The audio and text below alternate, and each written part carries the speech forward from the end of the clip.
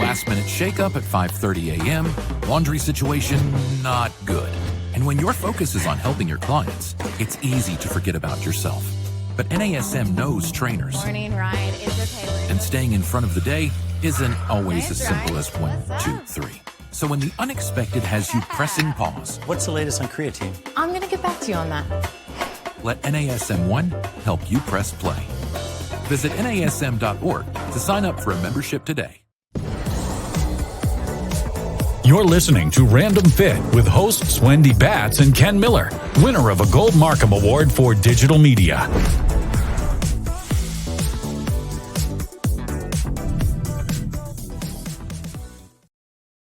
Welcome to this episode of Random Fit, where I, Ken Miller, am joined by my friend and co-host Wendy Batts. Wendy, how are you? I'm great, Ken. How are you? I am doing awesome. And on this episode of Random Fit, we're going to talk about fitness on the Camino. And Wendy, thanks for joining me on this ride on this topic, because when it comes to the Camino or Camino de Santiago, it's basically a pilgrimage, what could be up to a 500-mile walk through Spain. And this topic came to me because I have a client who is going to do this, or planning to do this with her husband in summer of 2025.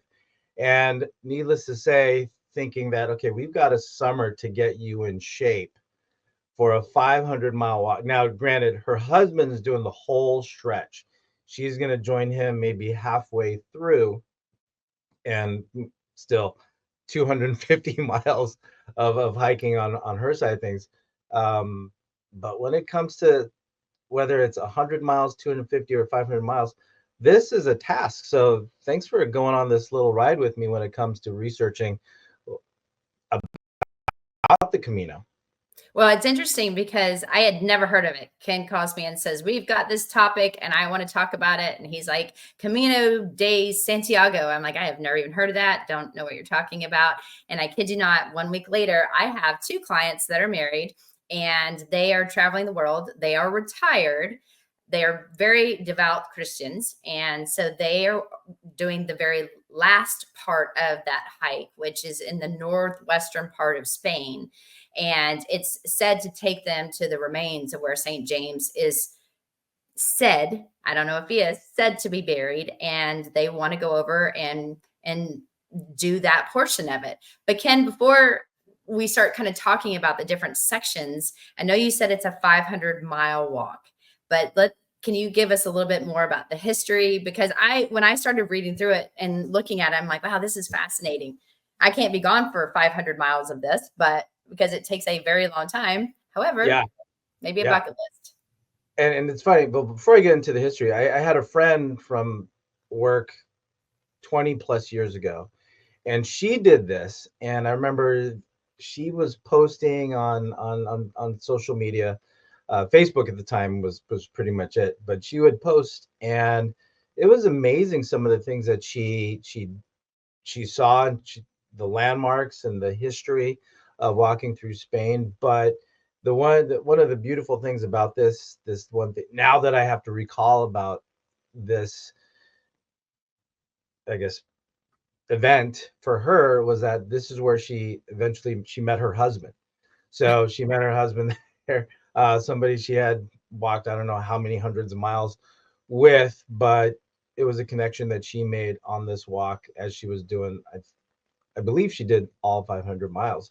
So from that vantage point, so I go from hearing about it, but then I don't hear about it for years, to hearing about it again from a client who this is what her goal is. And of course, now, I don't know if it's just an awareness thing, like someone brings it up, then you're like, now you see it. And it's like if you're looking for a certain car and it's driving up, now you see how many of those cars you see on the freeway.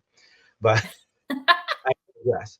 But when it comes to the Camino de Santiago, this is a hike this has been a pilgrimage that's been done since the 9th century. So hundreds of years this walk has been done, just because of what you brought up, Wendy. It's a pilgrimage to see the burial site of St. James. But when we look at the Camino de Santiago, it dates back to the ninth century, and it's a path that they take to reach the cathedral of the Santiago de Compostela in northwest Spain. So there is a specific site location that there is an end destination. There's a finish line, so to speak, but they basically traverse through Spain, and they can go from city to city, and there's certain landmarks. And again, there's only so much we're going to be able to cover on this episode, considering that there's been blog posts, podcasts, there's websites, there are Books. books written about this hike that people will take. But it's a trip from city to city and spanning anywhere from 20 miles on up a day, that you would hike, and you would stay at one church, or a place where you can stay for a hostel that's related to the church that's in the nearby city. And while you're on the hike, you're given a passport, and not like an international travel passport, but you're given a booklet to where you hit the different sites, the different locations along that hike, and you get a stamp. So just so we're clear, you don't have to do all 500 miles. Like I said earlier, my client Grace, she is going to do a part of it, but she's going to only get so many stamps, where her husband's going to get the stamps for all the locations along the way, showing that he has hiked all 500 plus miles of the journey. She herself is going to get, I don't know, I think she's planning on at least 250 of those miles. So you get a passport showing that you've gone from one destination, one landmark, to the next. So, as you brought up, Wendy, it's not just a trip that has the religious significance for a lot of people that do want to go to that cathedral at the end, but it's a trip that hundreds of thousands make yearly, right? From countries all over the world. So this is not just a religious pilgrimage, but it is something that's done by people to one, might be a religious reason for it, but one, it's a physical challenge, and two, for my friend who did this 20 some years ago now, I believe, for her, is more of a spiritual hike, time for her to reflect on her life, as she was saying it, and where she is and where she wants to go. And a lot of that, I mean, there's a lot of thinking that goes on over 500 miles, I can imagine. I can only imagine, because I know when I did the Grand Canyon in and out, and if you have ever done the Grand Canyon and you go down, there's a lot of different paths to go down, different paths to come up, but you always see the signs with this like hiker that's got his hand on his head, like, don't go in and out on the same day. It shouldn't be done. It's totally can be done if you're in shape.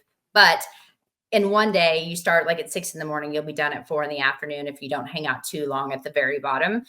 And I know for myself, there's a lot of time where you're just kind of doing different paths. Sometimes it's switchback, sometimes it's more challenging.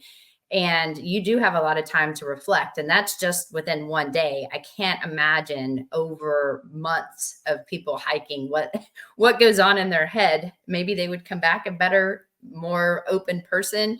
I can't imagine what I would probably be thinking after a while, other than I need to get home. There's probably a lot of things that need to get done, like laundry and stuff like that. But to your point of what you said, Ken, last year alone, there was over 300,000 people that did this hike.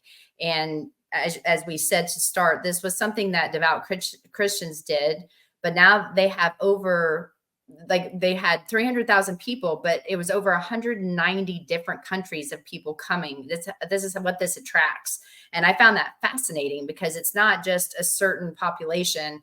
It's from people all over the world that come and meet and do this hike. So just the interaction alone and meeting new people and then becoming one for long periods of time. Think about the friendships. Like you said, there was the marriage that came out of it, probably because they were together for so long. They learned everything about each other in a short period of time, because they didn't have their phones. They were focusing on this hike.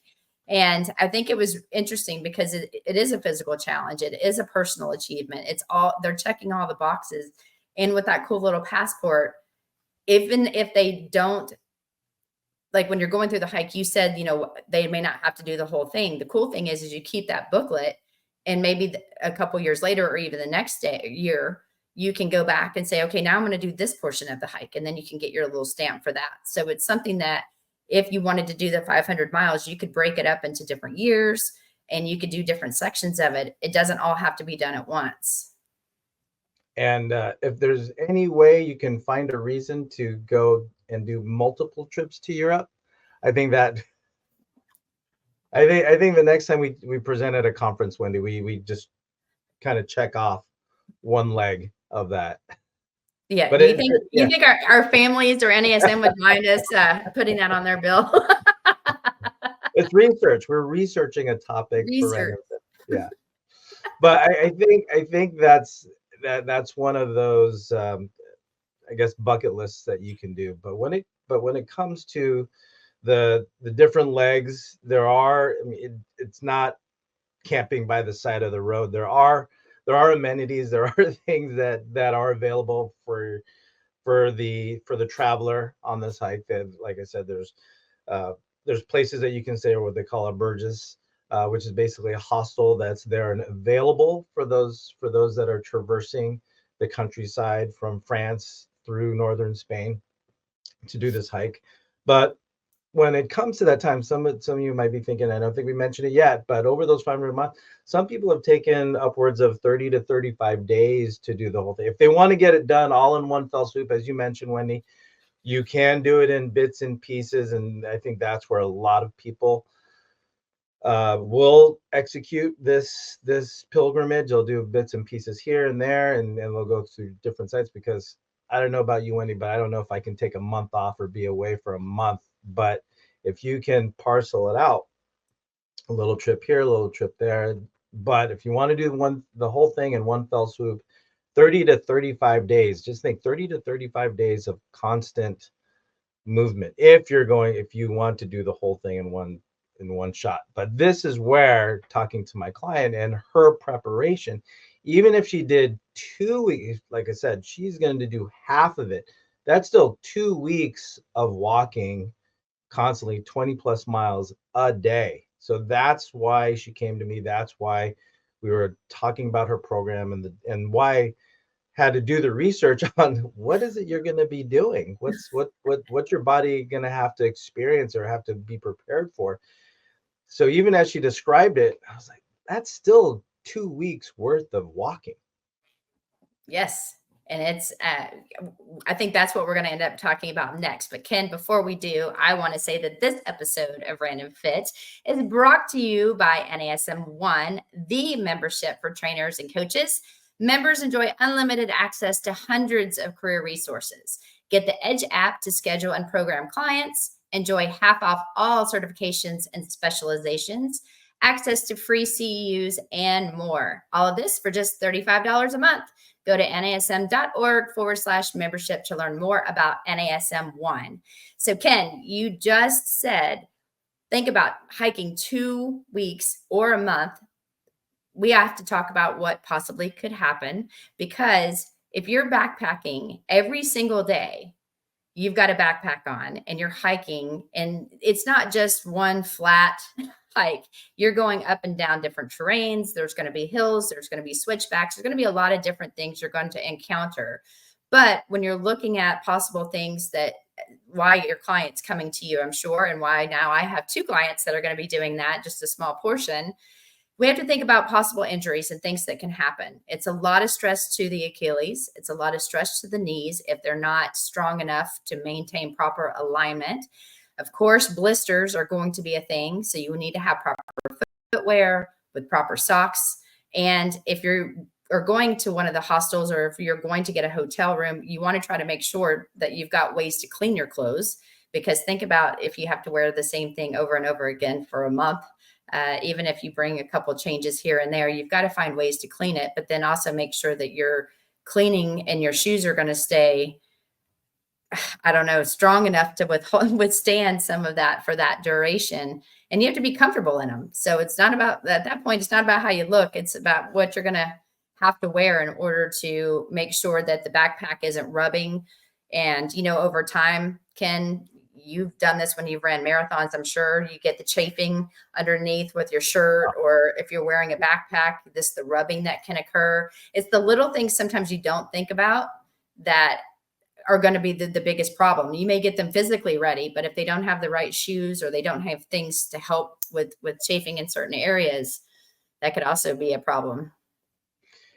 And the big part of why of where I started off with Grace and why I started her there was it's about stability. So you mentioned, Wendy, you mentioned a lot of body parts, right? Foot and ankle, the knees, the low back, all of that, because you are wearing a pack. And I forget what she calculated what her backpack. So with all the supplies, because of course, if you're going to research this, you want to make sure that you have all the supplies necessary. But I think she calculated like 40 something odd pounds that was going to be on her for what she had to do. Again, when it's not like it's just barren desert from stop to stop. There are places that they're going to have to, they can stop and rest and get a meal and get some hydration. So it's not like you have to carry a gallon of water with you. But because she has clothes, all those things that you just mentioned, Wendy, it's the stress on her back. And with the history of as a lack of physical exertion by way of the weight room or resistance training, that's one of the things that was on the forefront of our emphasis of her initial conditioning plan was, okay, what are we doing to strengthen the hips and the spine? Because you are going to be weight bearing. You're going to have these straps across your shoulders for the 2 weeks. So what are we doing to strengthen up your spine with your core and your structural integrity? Not to mention the activation of your hips, because your hips have to move the legs under them and the hips have to support the spine above it. So core strength, glute strength, glute mobility, right? Because that's a lot of steps. You don't want to shorten your strides. You want to have as good a stride and stable of a step as you can possibly take, especially for multiple days, multiple weeks. So that's one of the things that we had to really look at is, okay, well, how much load is going to be on your back? And we've done an episode on rucking, to where, again, you're doing your cardio, you're going on a 10 miler, but you've got 30 pounds in your pack. That's if you're doing a straight ruck. But here it's more than the 30 pounds. And what are you doing to save your spine so that a few days into it, you're not, your low back isn't barking at you? Yeah, nobody wants any barking. That's not Nobody. what this is about. You're supposed to have this transformation of who you are, where you started and then where you're going to end. But Ken, I think you make some that is super, super important. It's also, you don't wake up one morning and say, hey, I don't think I'm going to hike 500 miles. Like, that's what I want to do. The preparation of not only having to withstand that amount of weight on your body, but cardiovascularly, you have to go out and you have to hike different locations. Get yourself hiking when it's hot, get yourself hiking when it's cold, see how your body reacts and what you need to do in order to keep yourself safe and also hydrated. That's going to be a big thing, especially summers in Spain are really hot. Now, the one thing that I did see when I was doing the research and looking at the past, there's a lot of really cool fountains. And I guess that's where people do the refills of their water packs that they're carrying with them. So to your point, you don't always have to like have the water on you, but just know when the next city is or when the next fountain is. So therefore you can replenish your water supplies, because if you start to get dehydrated, we all know what that can do. And then it's not going to allow you to finish your journey. So you have to be very smart with your food. I know some of the hearty foods that they say that they end up eating while they're on this trail, when people were talking about it and looking at some of the research, were cured meat, what was it, cheeses, bread, hearty and healthy soups. I'm like, how does it hearty and healthy soups? I'm not really sure what that means, but when you're combining those together, that's what most people will have in their packs and take with them. I, on the other hand, if I was doing it, I would look for an unbelievable city and then put my pack down, go sit down, maybe have a nice meal and then move on. I don't know if I could do it with hostels either. I've done those before and they're very interesting. Well, there was a different phase in your life, right, Wendy? Yes, Your yes. your your tolerance for comforts are different now.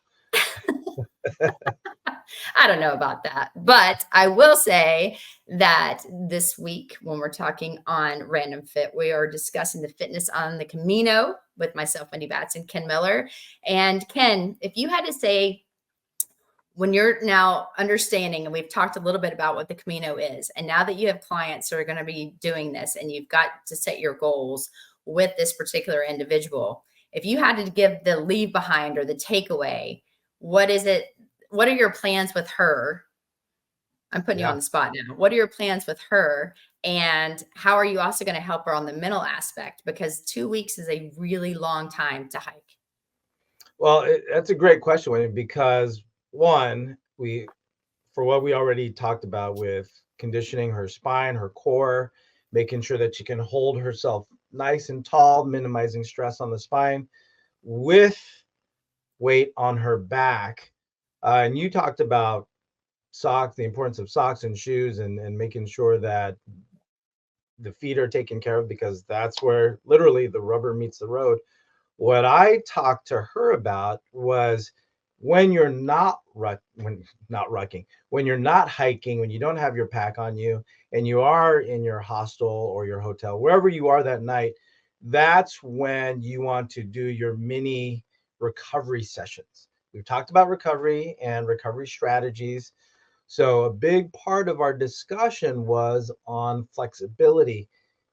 The second you put your pack down, maybe you had a shower, you had your dinner, now it's time to start your recovery routine.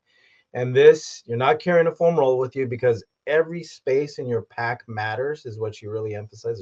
There's no room for anything that you're not going to need.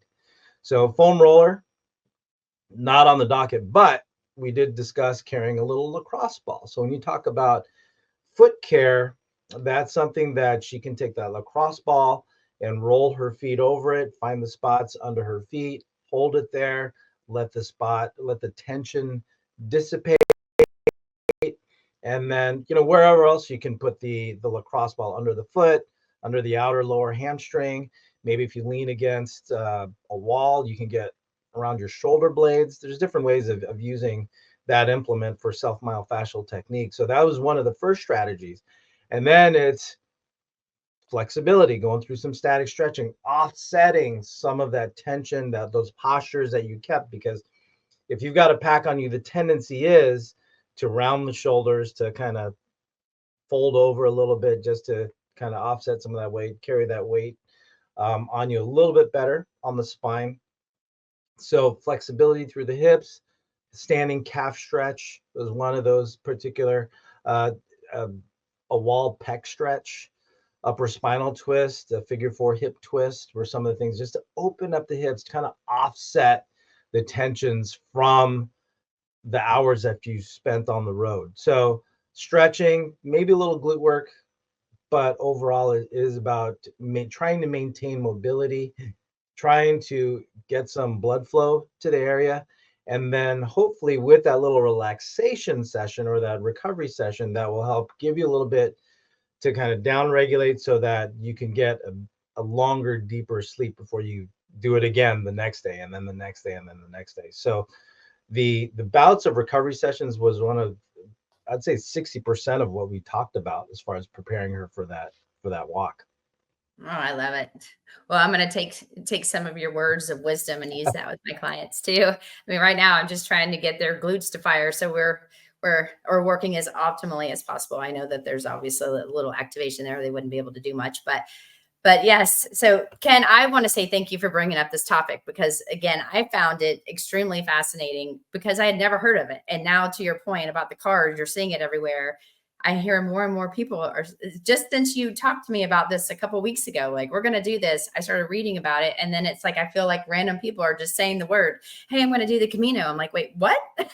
And I had never heard of it before. So I appreciate you kind of bringing this to the forefront and making me look more into it. So I, at least when these topics come up, I can say, oh, I know all about that 500-mile hike. Yeah.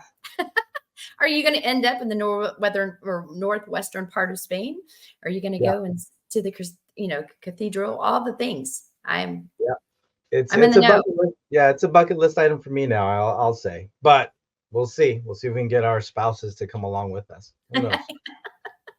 So thank you, everybody. Thanks, Wendy, for sharing your insights on that. But thank you, everybody, for listening to both Wendy Batts and I, Ken Miller, here on this episode of Random Fit, as we talk about fitness on the Camino and the things you need to know and better understand when it comes to your conditioning and preparation for the Camino. Just don't start the day before to get in shape before you do the 500-mile hike. So if you like what you heard, yeah, exactly. If you like what you heard today, like, follow, subscribe, download, and more importantly, share, and give us a 5 out of 5 rating if possible, based on whatever platform you're listening to us on. But if you want to hear something else that might interest you regarding random fitness, let us know. Let us know, and we'll get that on a future episode for you. So until next time, everybody, take care and be well.